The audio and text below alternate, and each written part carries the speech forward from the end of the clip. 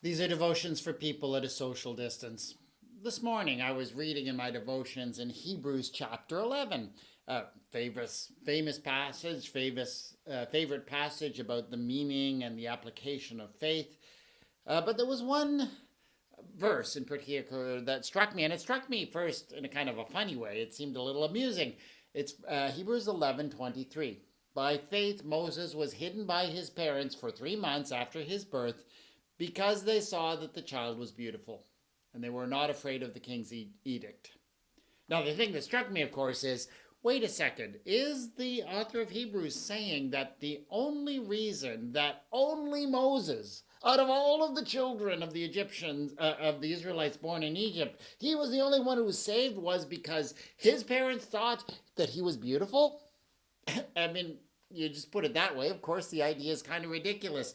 What parent have you ever met who didn't think that their child was beautiful? Even if you maybe looked objectively at that child and said, is it? No, the parents know that a child is beautiful, right? So, yeah, I mean, on some level, it's kind of ridiculous that, the only reason why Moses was saved was because his parents thought he was beautiful. But I think perhaps the author is saying something a little bit different, right? As you look a little bit closer.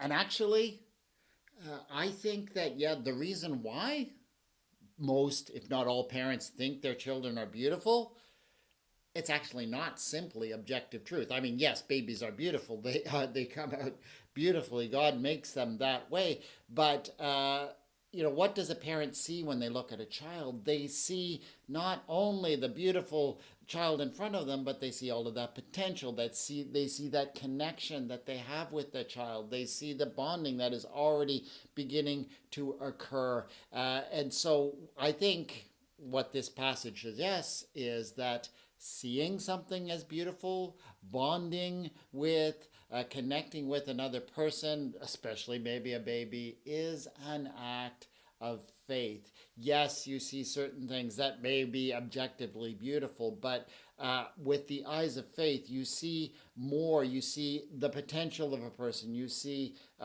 the overall beauty of the whole person, and when, we grow up and we fall in love with somebody, that coming to see them as beautiful might begin with an objective reality, but if it is a true and deeply meaningful relationship, it is an act of faith where you come to see the whole person, the potential of the person, who they are inside and not merely on the outside.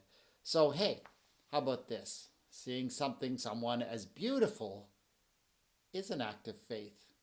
I don't know. I think it's kind of a beautiful sentiment. Lord our God, give us the faith to see the beauty that surrounds us. Amen.